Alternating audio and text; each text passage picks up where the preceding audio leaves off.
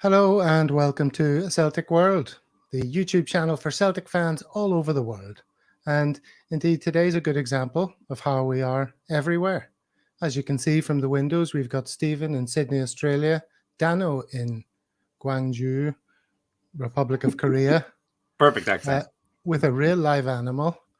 But Yes, let him, or is it he or a she or they? This is X-Man. He's a rescue dog, and he's a he. Well, let him not steal the show from our special guest, Paddy from Abu Dhabi. How you doing, Paddy? Hi. Good afternoon or good morning, I guess, depending on where you are. Well, it's a Celtic world, so we don't really deal in set times. Stephen, it's past his bedtime already. He's had his Horlicks. He's preparing for bed. Some of our it's viewers, a solid it's effort morning. from me. Mm-hmm. Yeah. So, just while we're talking about times, let me put up our little live stream times aid memoir, Mondays and Thursdays at these times. The UK time is soon to change, isn't it, with daylight saving? But for most of us, it remains the same. I've got a couple of people in the comments saying hello. Paddy Lavery. Righty, Paddy. Street Shouter, as I'm going to call him from now on. Stephen McDonald. Mickey Moynihan. All the big hitters. All the big hitters are here. So we're quite a young channel, obviously only getting started. So if you're watching this as the live version or the recorded version and you think we're producing something watchable, consider subscribing. We're approaching the landmark 500 subscriber numbers. So how many more do we need for that? A mere 11. So be one of those 11 or make your friend one of those 11 to help us. Be somebody. Come on. Do it. Over this hurdle. All right, so what are we talking about today? That is the question. This is the menu. First of all, we're going to talk a little bit about internationals. Secondly, we'll be talking to Paddy all about Abu Dhabi and the Celtic Supporters Club there. 3, we're going to tackle the somewhat thorny issue of the Celtic War of Words. As you know, what's been going on between the board, Green Brigade, and how it affects other fans. And finally, we'll return to our light-hearted nature with Celtic Socials, the best of what we've seen in the world of social media. It doesn't have to be Celtic related, preferably football related. But so that's what lies in store for you. So, how very exciting. Now then, who are we going to go to first for the internationals? Who, I wonder, is the most excited about international football? Probably none of us, but we're going to try with Stephen. Stephen, let's talk about internationals. A brief mention of the Scotland result and the furore. Yeah, I think I'm quite excited about Scotland qualifying for the Euros next year. We've not got a great record of qualification for these tournaments, so it's excellent to get it done. And it's excellent to get it done with 2 games to spare. So it's really something for the whole game in Scotland to look forward to. And these sort of events tend to lift the game and lift the nation as a whole, to give you something to cheer for. And I think that's exactly what Scotland needs just now. So fantastic to see guys like Callum McGregor being right front and centre of the whole thing. Another 87 minutes for him against Spain on Friday night, and I just hope that we've got a friendly against France this midweek, and I hope he doesn't. I'd be happy if he didn't play at all. But if he does play, hopefully it's only going to be a few minutes, maybe first half, and then substituted for the second half. I'm a bit concerned with the amount of minutes he's playing, and hopefully as a friendly, he won't take too much part in that. The other thing that jumped out at me from the internationals was Matt O'Reilly's been called up to the Denmark senior squad for their game against San Marino during the week, and that's a brilliant reward for how he's played this season, and it's also a great reflection on Celtic as a club, and it just shows what we can give to players, and it's a major selling point. The fact that O'Reilly was nowhere near the senior Denmark team, but has got there while playing for Celtic. It is a major selling point that we can use to get players to the club. So those would be the two major things that stood out for me. Yeah, I saw Matt O'Reilly speaking Danish earlier today on Twitter or something. It's pretty impressive. You mentioned that the whole of Scotland's going to get a lift and the whole country will get behind the team, and it, by implication, might stir some national pride. Paddy, are you worried, like many Rangers fans, that might mean a rise in the political movement towards independence, which would be a disaster? Well, maybe our opinions differ on that somewhat, but no, I think as a whole, the Scottish national team's performance, well, you can see it lifts the moods. I'm still in touch with a lot of my friends from back home, and they were never really that generally excited about international football. But even the last few months, they are getting on board. I'm not going to lie, I didn't see much of the game against Spain. I fell asleep after about 15 minutes. I'm going to say it's the time difference as opposed to me just getting a bit older and not being able to last beyond 11 o'clock. But I think the performances on the whole through the campaign have been phenomenal. I think we've had some great results. I think, that midfield in the Scotland team is fantastic. And as Stephen said, McGregor's front and centre within that trio. You've got him, McGinn, and my preference would be Billy Gilmour there. And when you see the three of them playing football together, it's fantastic. It's one of the best midfields I've seen in Scotland in decades. Probably going way back to the point when we had people like Lambert in the middle of the park. It's positive. I'm not getting ahead of myself. I think that we've not really come across some quality opposition. Obviously, Spain is. When we got them in the first game, I think that was great timing. I think we were lucky.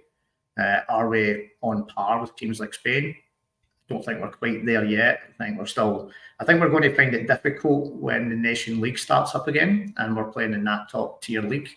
I think we'll see a drop off in terms of results.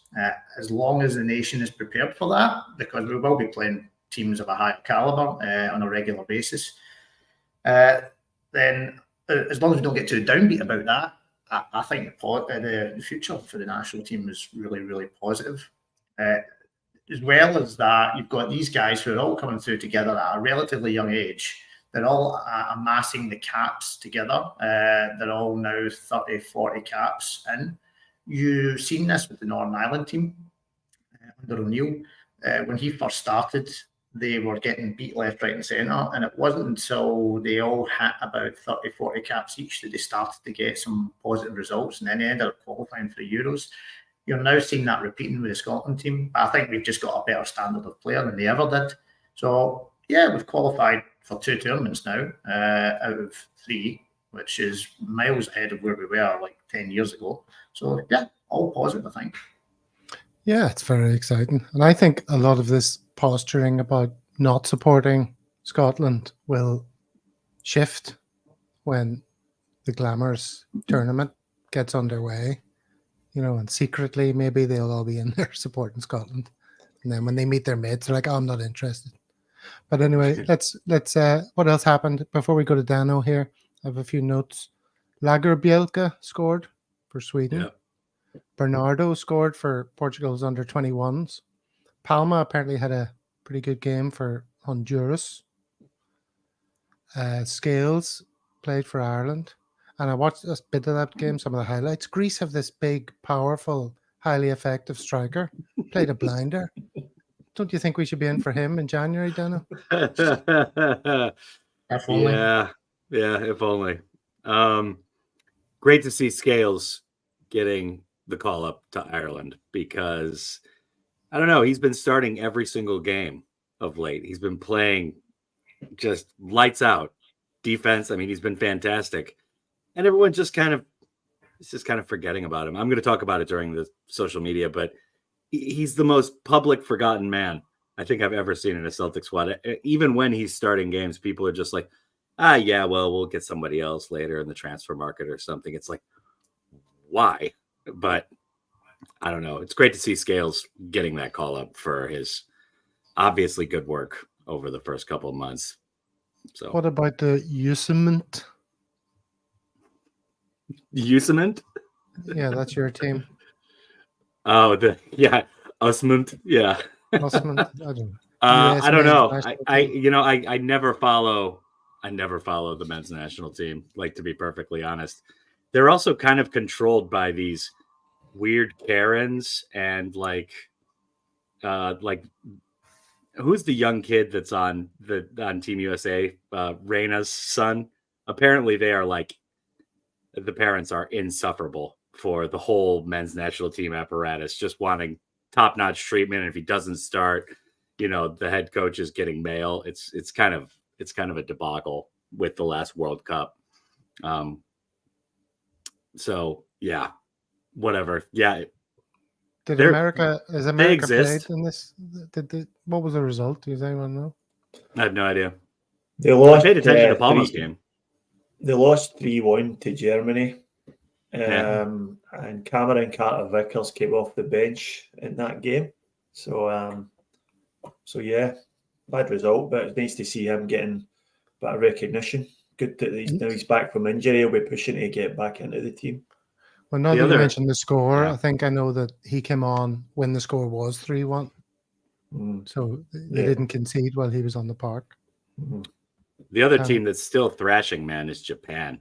They are just killing everybody. I think the last game they played was 4-0. Kyoko got on the pitch. I think Maeda got on the pitch too. So they are on Were they not playing Canada? Yeah, they beat Canada 4-1. AJ Alistair Johnson was started for Canada, played 81 minutes before getting substituted.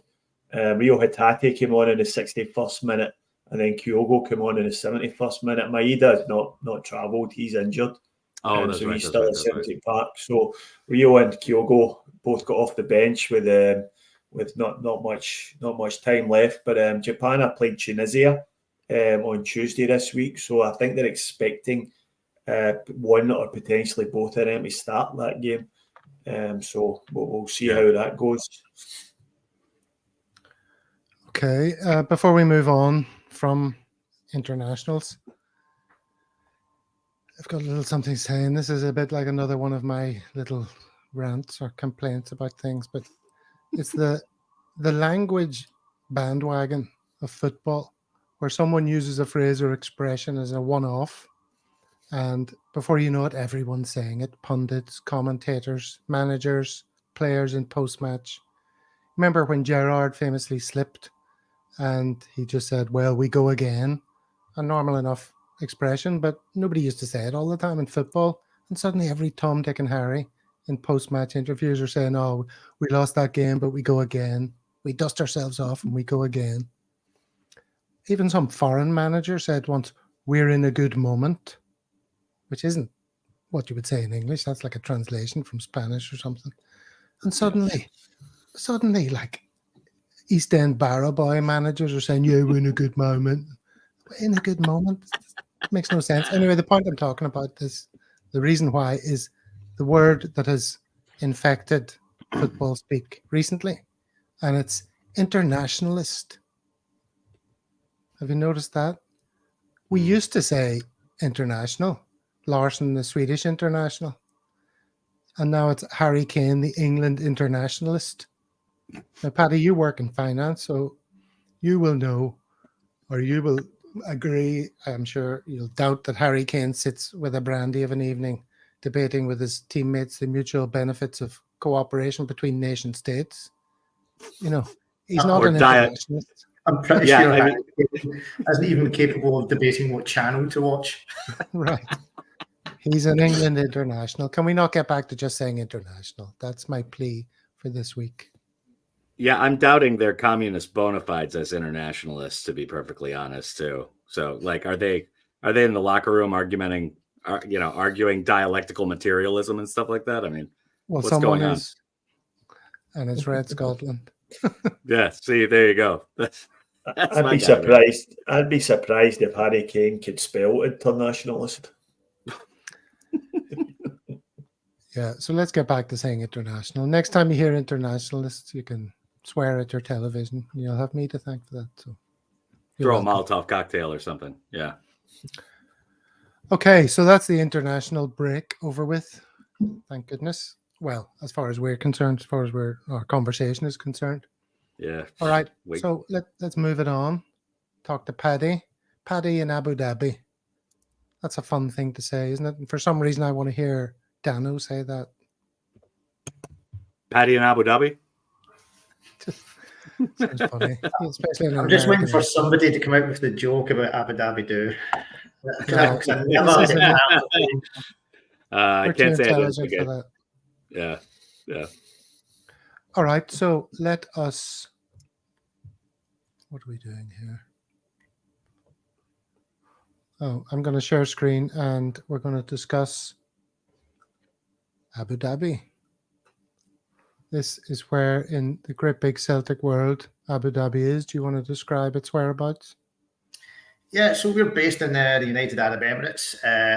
We're the capital city. As everyone at home that knows me seems to think, it's not Dubai, but is actually right next to Dubai. We're about an hour away. So, yes, I do spend some weekends there, but no, I don't actually live there. And even after 11 years, I still have some of my friends asking me, how's Dubai? That's like me phoning them and asking them, how's Newcastle? It's a completely different place. But anyway, so we're based out in the Middle East. I've personally been out here for 11 years now. Fantastic part of the world. Absolutely love it. No intention of going home anytime soon. And contrary to popular belief, we don't all roam about on camels. Well, Only that's a sometimes. pretty modern looking city there, the bits that I'm going to show in these photos.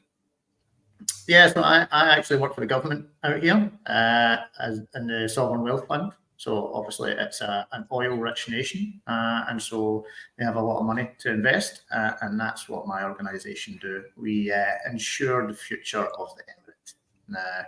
Now, in terms of the difference between us and Dubai, Dubai's not an oil-rich nation or an oil-rich emirate, so that's why they are primarily focused on tourism.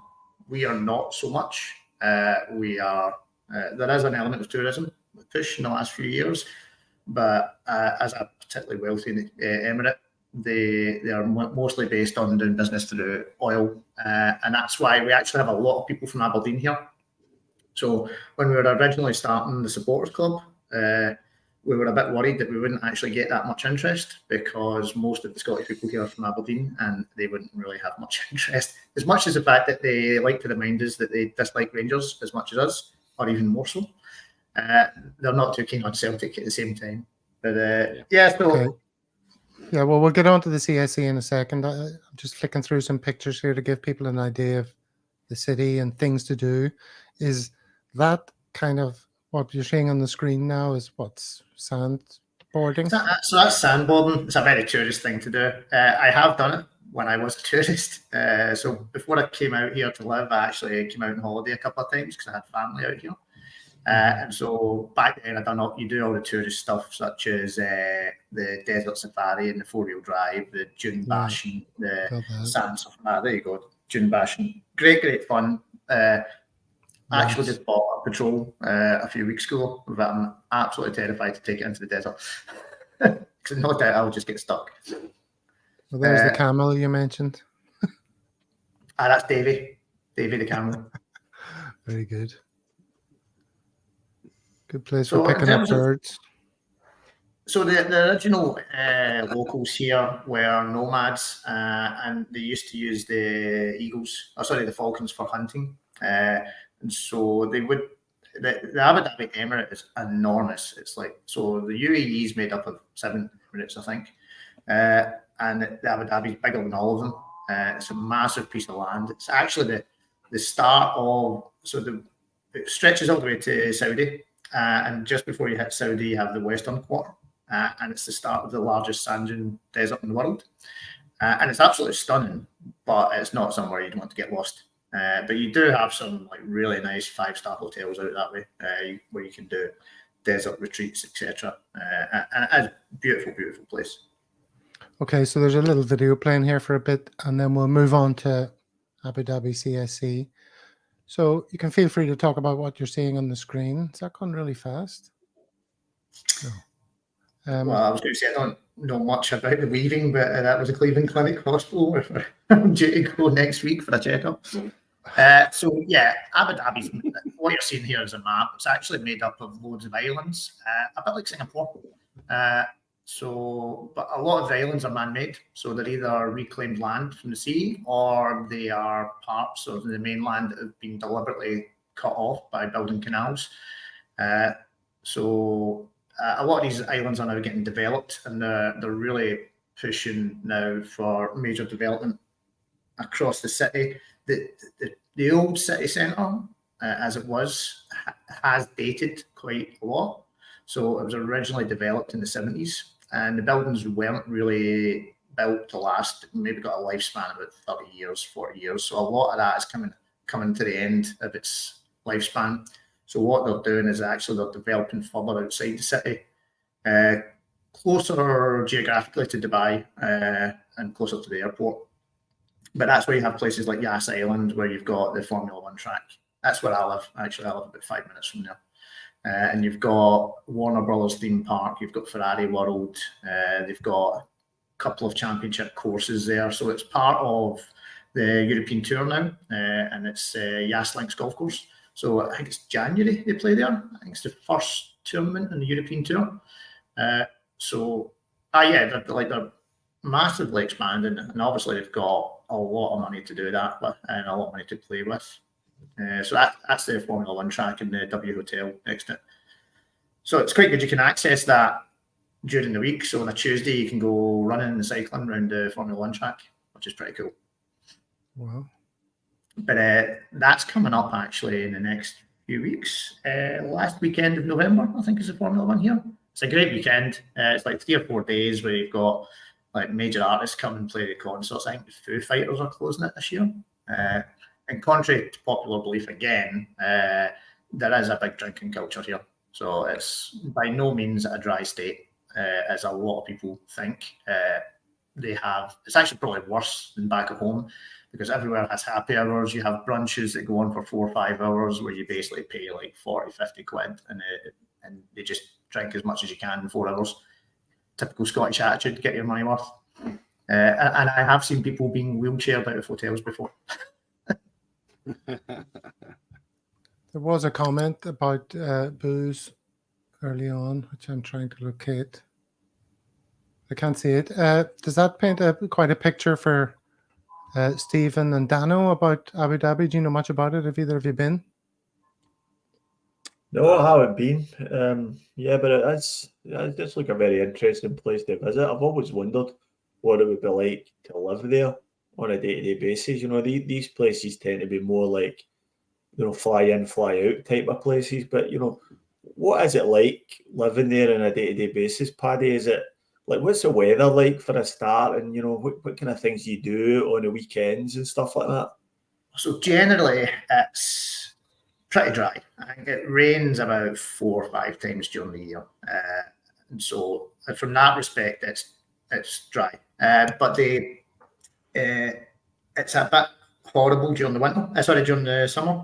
So from about this week, actually, it's usually the end of the second week in October. The weather just turns like that, and it's absolutely stunning. And that will last up until about April, May. And then from June, July, it gets hot. But it's a dry heat. And the worst months are probably August, September, when the humidity just goes through the roof. That's when it becomes a bit unbearable. But what you generally find is everyone leaves the country at that point. So anyone with family and school holidays, etc., generally go home or wherever they're from, because there's a huge expat community here. And the majority of the people who live here are expats. I think that last time I checked, it was about 17% of the population were local, and everyone else is basically from elsewhere around the world. But There's Mickey Monahan, sorry to interrupt, asking the question and doing something you just referenced earlier. He says, Paddy, is that a green screen image? I thought Saudi was a booze-free zone. Well, Saudi is. Abu Dhabi is not Saudi.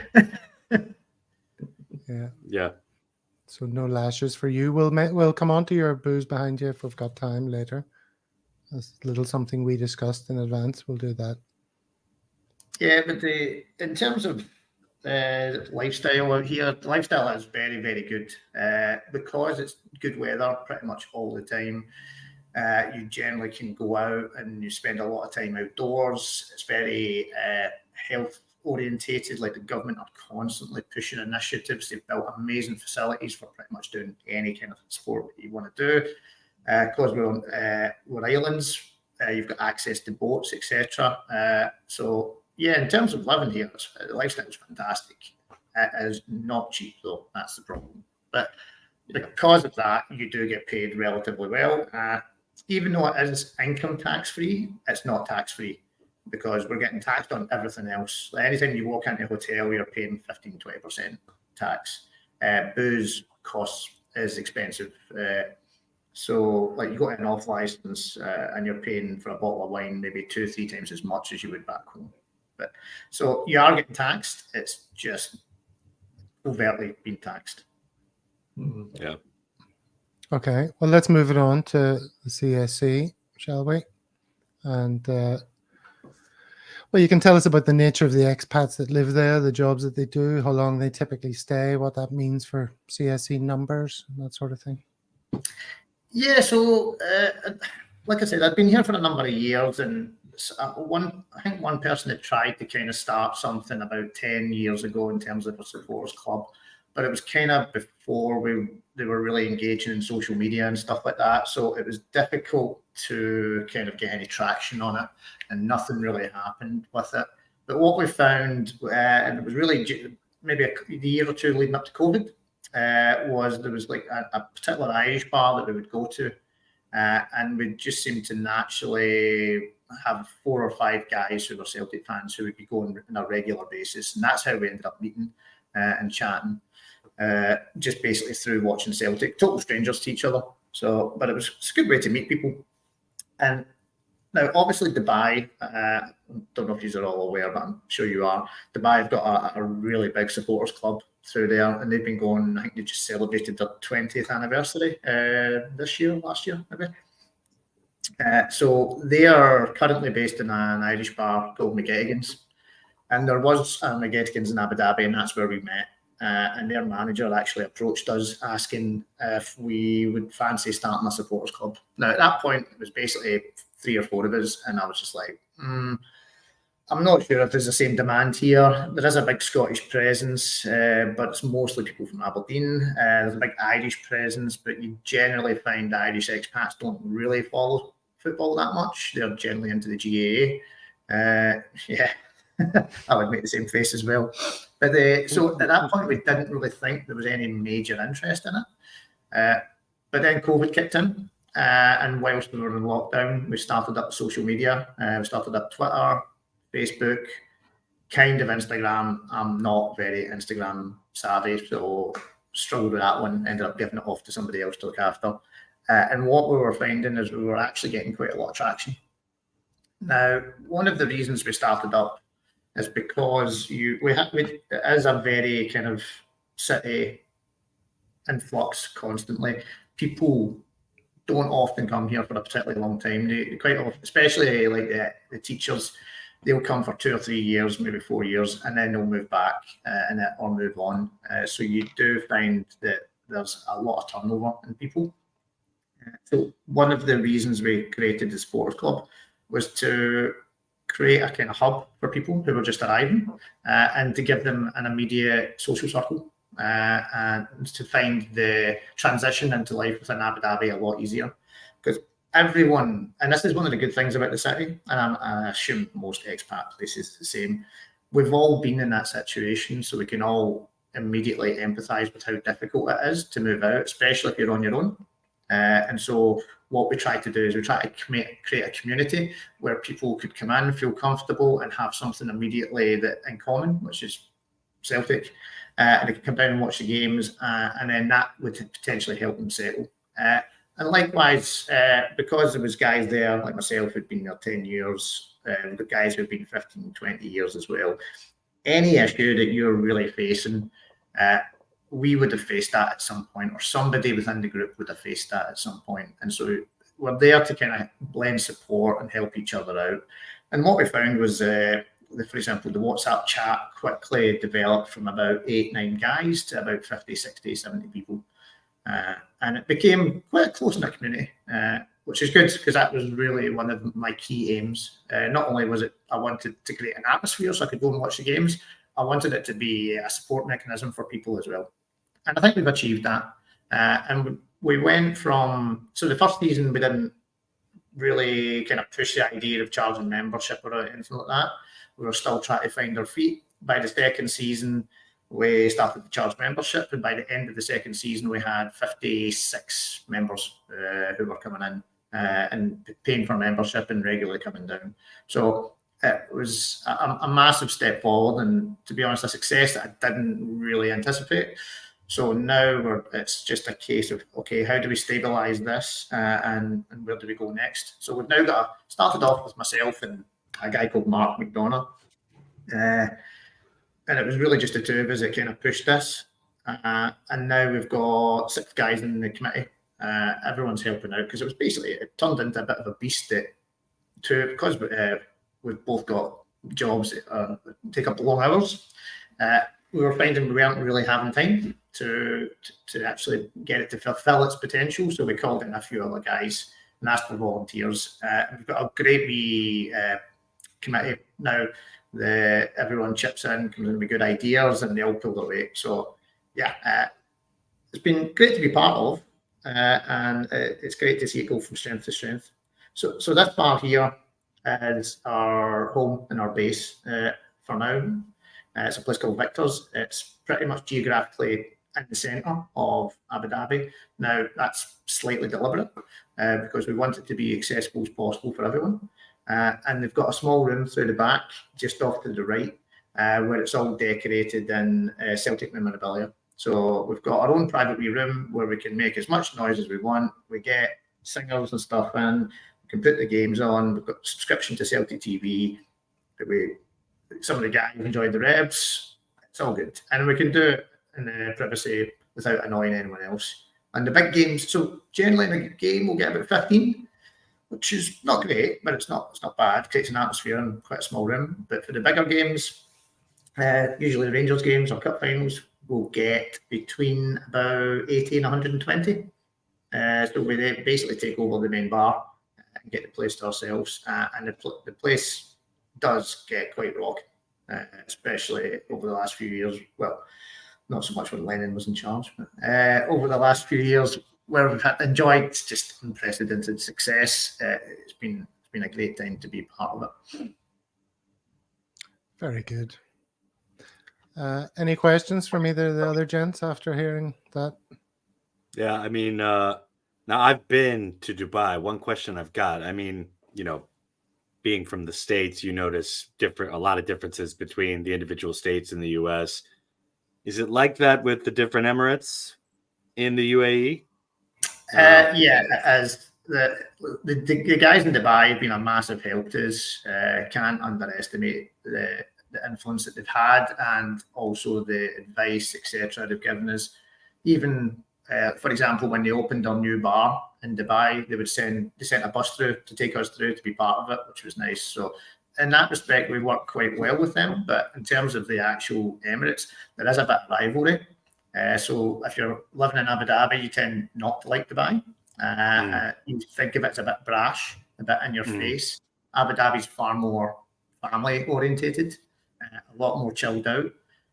Whereas everyone in Dubai thinks Abu Dhabi's a bit backwards, a bit retarded, a bit boring. So yeah, they look down on us, we look down on them, type scenario. And then you've got the 4 or 5 other Emirates, which are just in the middle of nowhere. Steve? Yeah, Paddy, see with the amount of Middle Eastern money now that's been sunk into the English Premier League, is it really visible round about the round about where you are, and is the EPL basically getting force-fed down your throats?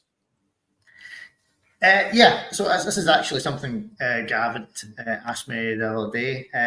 Yeah, it's very Premiership-centric here. It's pretty much the only football they push. Well, that and the obvious Real Madrid, Barcelona. Now, due to the kind of regional quarrelling, you don't really kind of get anything like PSG or that here. They tend to shy away from it. But like the reality is, it's all about the Premiership. Nobody even really knows who Celtic or Rangers are. I work in my office. They know I'm a Celtic fan because I bang on about it all the time. So they've kind of grown accustomed to it, and my Emirati bosses, etc., will ask me about it now. But prior to that, there was no real understanding or knowledge of what the SPL or Celtic or Rangers were. It is all about the Premiership. And that was like that before even Man City started, before Sheikh Mansour started sinking the money into Man City. That's just what gets pushed around the world. And unfortunately, we kind of get lost in the noise. I remember having a bit of a ding-dong with, I think it was the guy in BT Sports on Twitter one time. Something had happened in a game, a Celtic Rangers game, and he's like, "Oh, this is embarrassing. The whole world is watching us. They'll be laughing at us." And I was like, "No, they're not. Nobody cares." It's like none of the only people who tune in from this is what I experience out here. The only people who tune in to Celtic and Rangers are people with a vested interest in Celtic and Rangers. It's very unusual that you will get a neutral who's going to tune in unless they've got some kind of dog in the fight. So this whole scenario of whenever things go wrong, oh, it's an embarrassment, etc. The whole world is watching. No, they're not. And unfortunately, that seems to be the way. Now, that might be different elsewhere. Potentially, Australia, you've got more of a kind of mixed expat or more UK-based expat, people who might have a kind of passing interest or a view on Scottish football. But that's generally my experience out here. But I don't know if you guys are the same. Well, let's go over to the commenters for some intellectual questions. Strangelove the Doctor asks, do they have hooters there? They do not have hooters, but they do have hooker bars. Well, that might bleed into the next question, or I think it's about music from Red Scotland. Can you buy your Nat King? I'm sure you can buy records of all sorts from the old days. Yeah, Anyway, see aforementioned bar. Yeah. Okay, here's another question now that we talked about. You were telling me out that loads of the Premier League clubs have academies there. Talk about that for a bit. Yeah, so I do. I've actually got my UFC license for coaching, so I do a bit of voluntary community coaching, and it was actually a couple of Scottish guys who had started the academy. Well, it's not academy; it's just a football club, as we call it. It's called Abu Dhabi Thistle, and their home kit is red and yellow, and their away kit is green, white hoops. So take from that Abu what you Dhabi will. Thistle, that's hilarious. About the people who started it. So we were a community club based on really people to give affordable football coaching, but we've more or less been squeezed out of the picture by the academies that have come in. So you've got Man City, you've got La Liga. Who else? You've got a local company called Pass, who are actually very good. They kind of replaced us. You've got Charlton have one, Rangers have got one, Juventus have got an academy out here. Now, you can argue whether or not they think there's some kind of untapped talent pool out here, or potentially you can view it as a cash cow. I think it's probably more of the latter, where I've done a few sessions with Juventus, and you can see that a lot of it is basically a babysitting exercise, where you're just somewhere to dump the kids for two hours, and there's not any real potential there. But what you're seeing, like for example, City, their academy, is they'll siphon off maybe 20 players out of 150 that are coming in.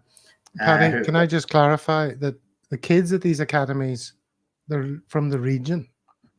When you started telling me that, I was wondering, do they fly kids in and out from all over the Oh place? no, so yeah, so yes, they're all here, but it's from mixed backgrounds. So some of them will be locals, some will be expats. Different communities. What you generally find is once one or two kids from a particular school have gone to one academy, then all their friends will follow them because you want to go where your friends are. Like for example, City, they'll siphon off certain players with talent and then actually coach them and try and take them on and get utilize their potential. And I've heard of one or two of the kids when they fly home, they get picked up and they'll get taken into the actual team's academy when they go back to the UK, for example. Okay, let's move it on now to your Celtic whiskey collection. Oh yeah. So unfortunately, you got pants on if you have to stand up. Oh yeah, got the shorts. So I don't know if anyone else got these, but when we were running the trebles, for example, Eden Mill were releasing special editions to celebrate each treble. So that's the quadruple treble. I've got a double treble. I think I've actually drank the treble. I don't know if this is a Scottish thing, but you have good alcohol and you have general alcohol. So you have good alcohol for special occasions, and it never seems to come around. And then one day I woke up after a Celtic Rangers game and half my bottle of whiskey was gone as well. So it must have been a special occasion. But yeah, these were all released by Eden Mill. I think they've done about 12 of them. They released special edition gins, and then they've done whiskies for each treble, and they've done one. Scott Brown done one. Yeah, they released one called Captain's Cask. Not tried that yet, but yeah. So obviously, I can't get alcohol delivered out here because even though you can drink alcohol, you used to need a license to drink alcohol out here. They've actually got rid of that recently, but you still can't get it delivered through the post. So whenever my mum and dad are coming over, which they do most years to get away from the winter, as they're charged with bringing over or smuggling over 6 or 7 bottles of whiskey with them each time. Beautiful. Stephen, do you have a drinks cabinet full of Celtic whiskey? I imagine there's 1 or 2 in there. No, I don't actually. Although I did have, for many years, I had a bottle of the centenary season when they brought out a special whiskey. Until unfortunately one day I came home and my father had scaled it, so that was gone. That was my intention to keep that as a memento of a very momentous season. But yeah, sadly it was gone in the blink of an eye. So there's nothing sacred. My dad, my uncle had it as well. But yeah, it's like I buy 2 of each, 1 to keep and 1 to drink. But to be honest, I'm not that big a whiskey drinker. I see Tony Cassidy is in the comments. Dano, that's the guy who speaks fluent Korean. Do you remember from shouting to the players? Oh, well, yeah. Out of Ibrox. Well, he knew how to say thank you. I don't know about. Hey, come on now. Don't be dissing, Tony. About fluent. Not dissing. I'm just saying I haven't heard enough. Okay. It's like, oh, you haven't seen enough evidence. All right. Yeah, right. I mean, all right. So, Paddy, we're going to move the conversation on to point 3 shortly, the war of words between the Green Brigade and the Celtic board. But one thing we talked about was you're from a finance background and you look into stocks and company reports, annual reports, and you 10Ks and all Qs, all that stuff. You're probably listening to earnings calls on a regular basis. That's your world, right? So does that lead to you being more sympathetic to the board and their priorities when they differ from those of the fans? Yeah, to an extent. I can understand why they make some of the decisions that they make. I get frustrated, as frustrated as the rest of the fans at times as well. But there's also an element of I can understand some of the decisions and some of reasons they do things. Like for a basic example is quite often the knee-jerk reaction, especially after a disappointing European campaign, as to, oh, we need to spend more money, we need to do X, Y, Z, so on and so forth, which is fine. It's a perfectly normal reaction and it's probably correct. The problem is we just don't find ourselves in a situation where we can do that. We need to remember that we need to be self-sufficient and sustainable, and spending obscene amounts of money, there's no guarantee that it's actually going to get you any further forward. So I think when we were speaking, the example that I used was quite often on a good season, we will spend 10 to 15 million pounds on the squad, I think, on a kind of standard season. We'll have money coming in, but we'll also be spending money going out. Now, we could spend 10, 15 million on one player if we chose to. We have the money to spend that transfer fee. What we don't realistically have is the finance to pay the wages that go with a player that's going to cost 10, 15 million, realistically. We're a club that's purely relying on season ticket sales and merchandise sales, etc., and income and prize money and income from player sales. We're not like the English League where TV is throwing money at them. And the reality for English teams is they could have nobody turn up to the stadium and they'd still be fine. So for us, when we're playing in Europe, say we're effectively a top 4 team, right? You might want to argue against that, everyone have their opinion, but the reality is we are a top 4 team at the moment. Now, if you look at, we want to be a top 3 team because that's the next stage in the ladder. We're spending 10, 15 million a season on players over the course of the squad. Top 3 teams are spending 30, 40 million on one player.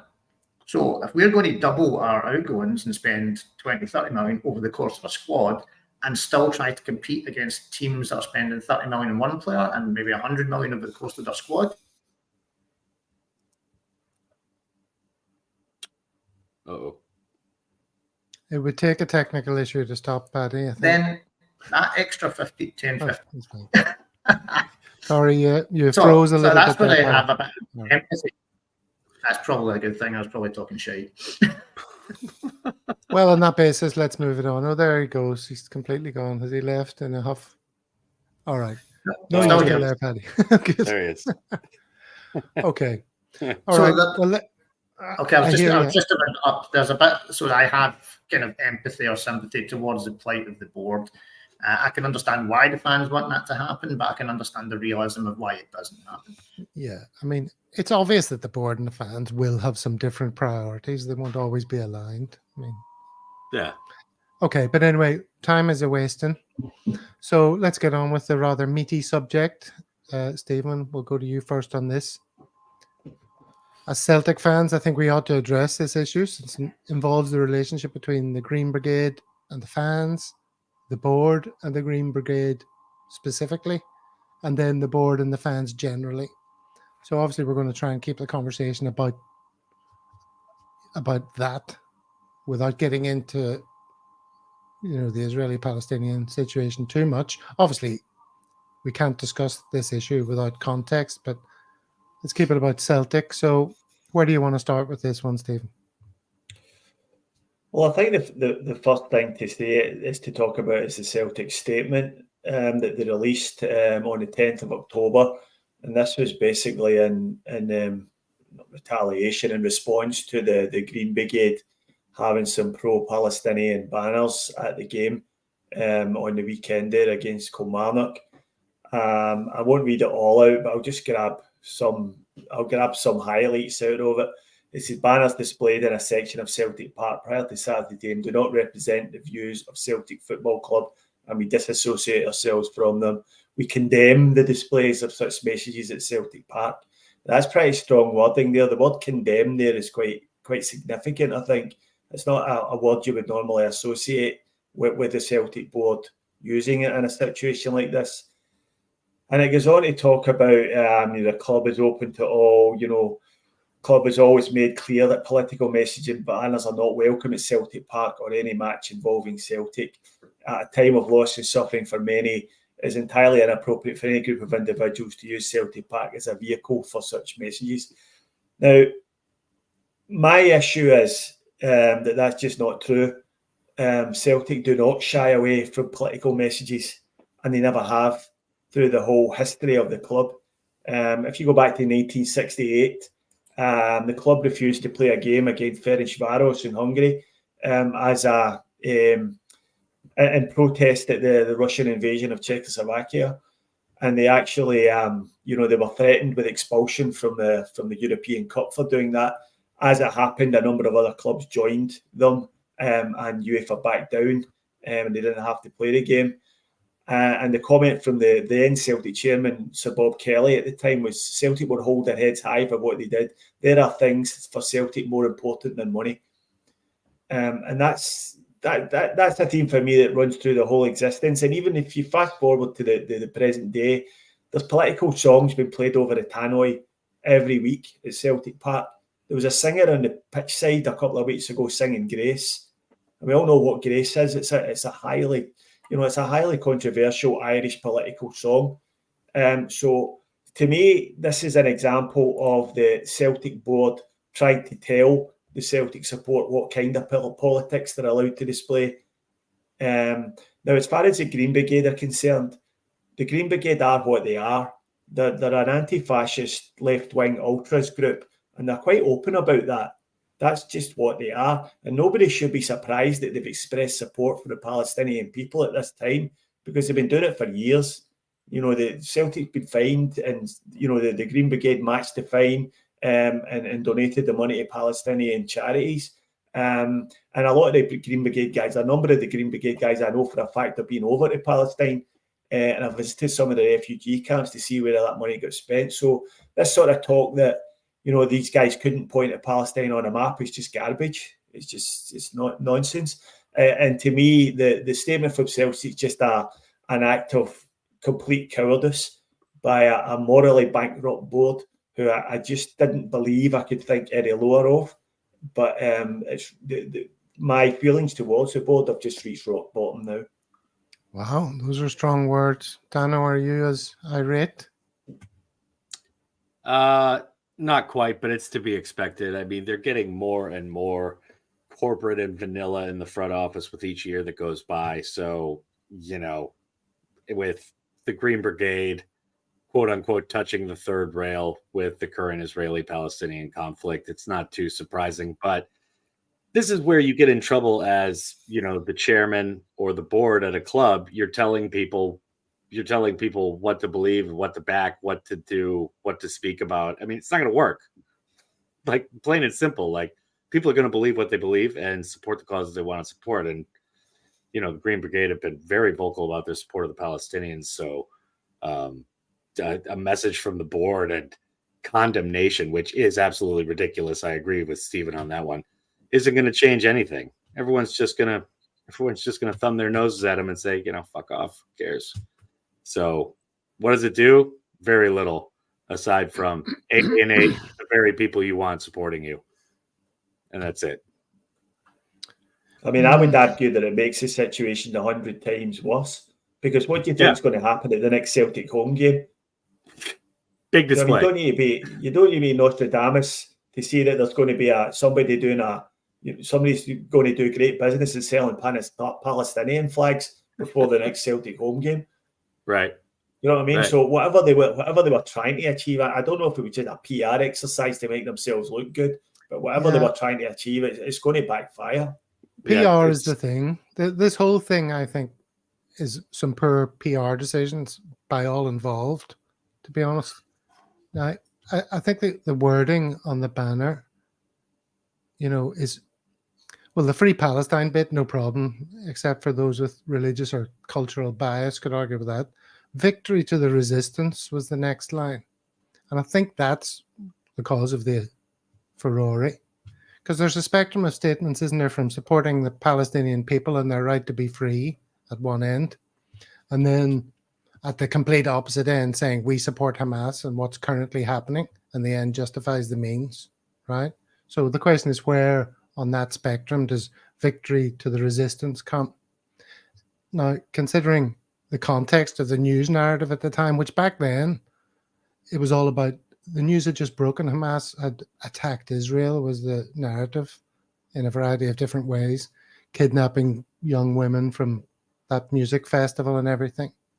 That's where we were then. It's kind of shifted a lot since then, you know, as you know, Israel has responded and all of the rest of it. Yeah. But, you know, victory to the resistance, double exclamation mark. You know, you can understand why people think that sounds closer to a battle cry than a plea for a political settlement. Of course, you can argue the opposite.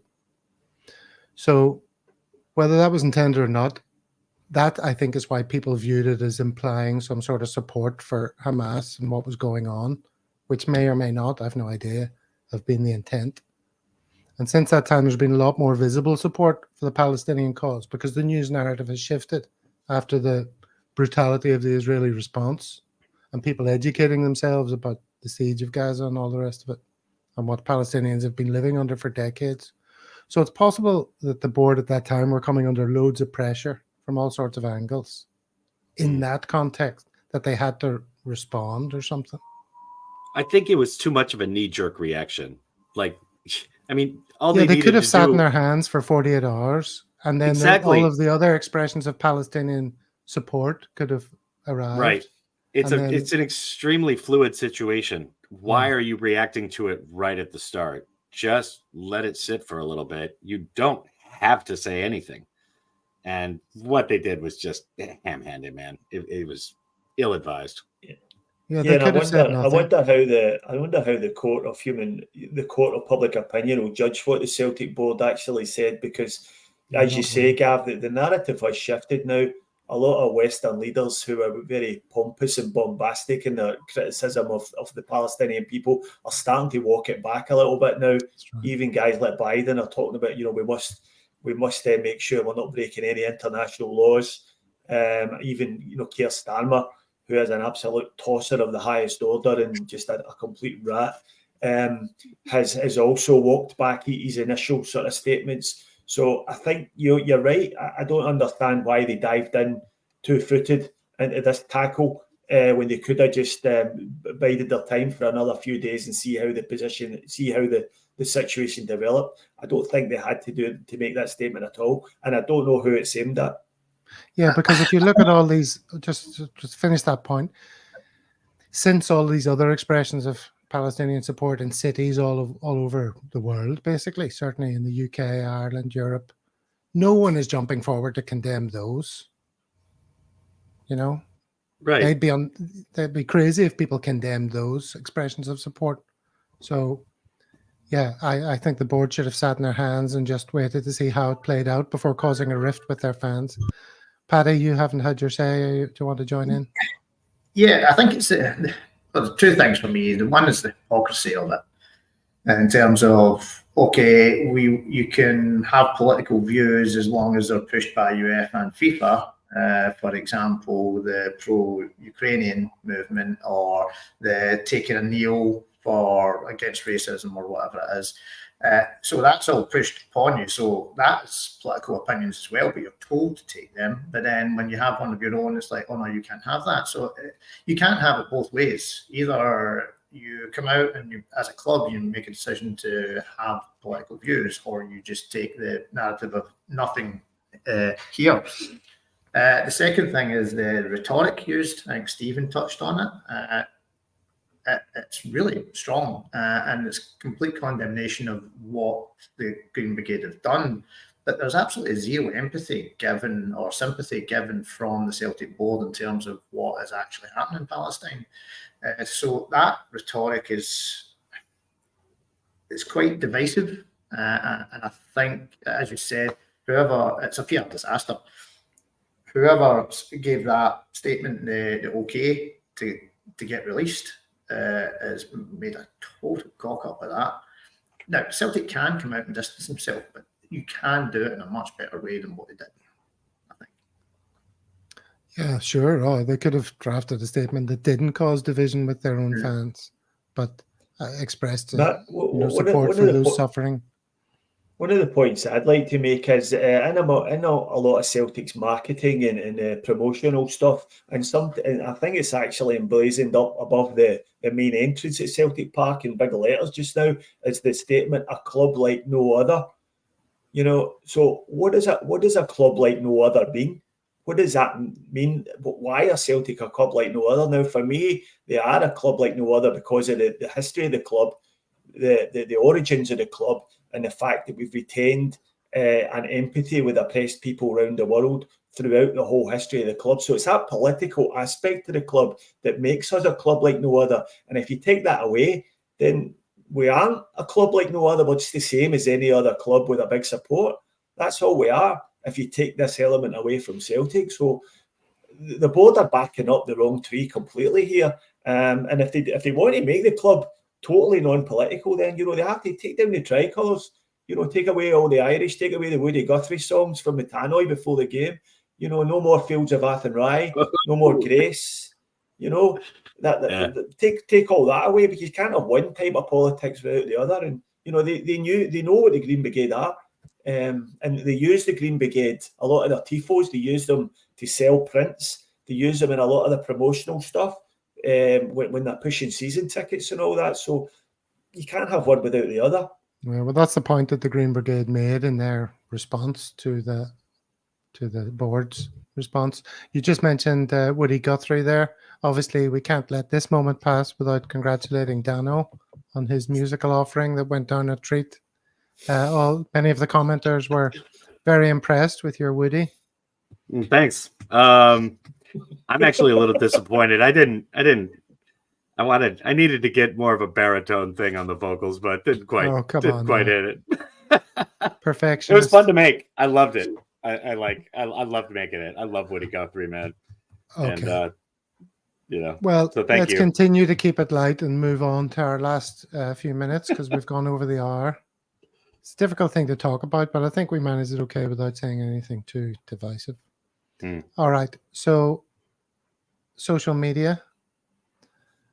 First thing I wanted to show was this very fetching photograph of a couple of fine golfers. This is from the Facebook page Talk Celtic, or the Facebook page.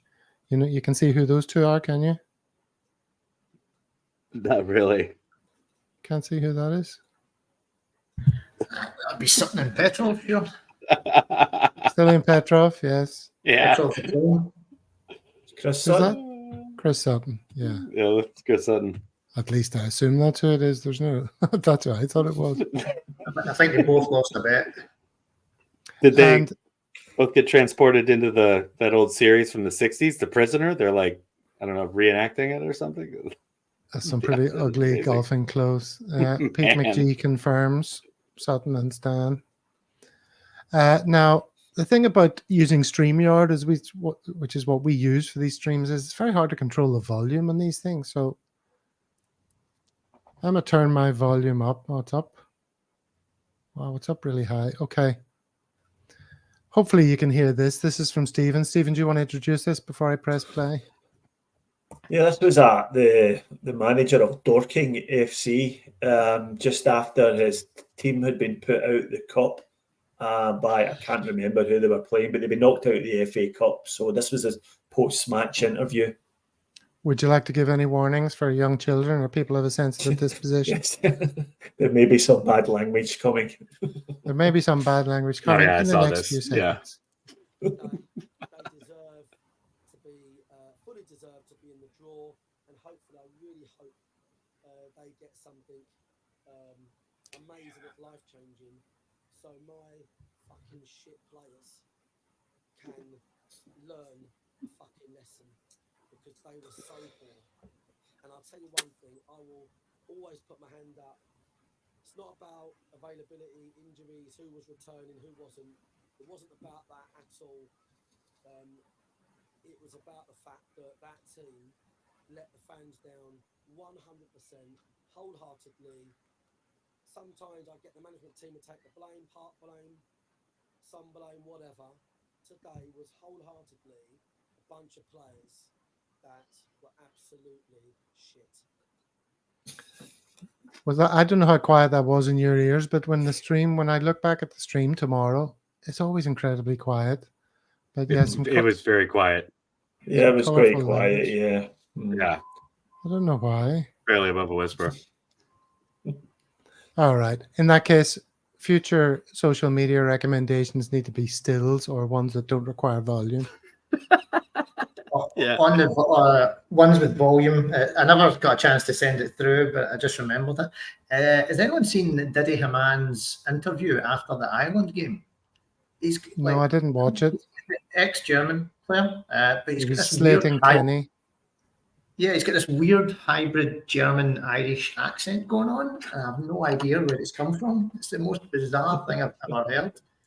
Does he live in Ireland now? I'm guessing so, because I have no idea why he's commenting on an Ireland game otherwise.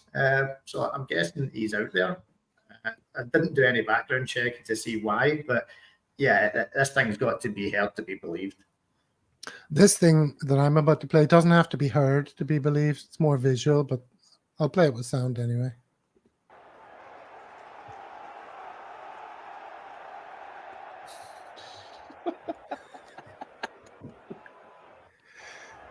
This is so funny. This guy goes on his ass, and then his mates' reactions and the reactions of everyone around him are just priceless.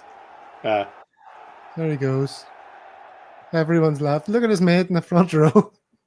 Dead. Bending over, pointing like a true friend does, pointing at you in your moment of humiliation, laughing at the sky.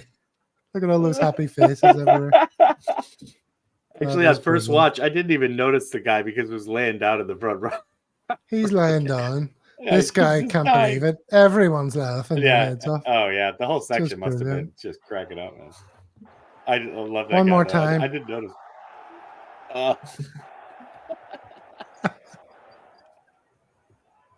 What's I love that. amazing too is he doesn't even kick the ball away. He kicks it like 40 feet in the air and kicks it right to the guy's trying to keep it away from, man. I mean, that's remarkable. He's having the time of his life, though, the friend. Gotta say. It's great. So good. Very entertaining. All right. Well, look, gentlemen, it's been very interesting. Paddy, thank you for being with us and telling us all about Abu Dhabi CSC. It's been very informative. My pleasure. Thanks, Paddy. Yeah, Paddy, man. Dano, our man in Korea. There's a few of us from here going over to Madrid and then going over to Rome. So if anyone is out there, say hello. Come say hi to us. Cool. You going, Dano? No, sir. Too busy. Too busy in Korea. Well, thank you for finding time in your busy schedule to be with us. And Stephen, as always, Stephen, who's never off the internet these days. I watched you earlier being interviewed on Celtic Down Under, doing your Tim talk. Yeah. Anything interesting?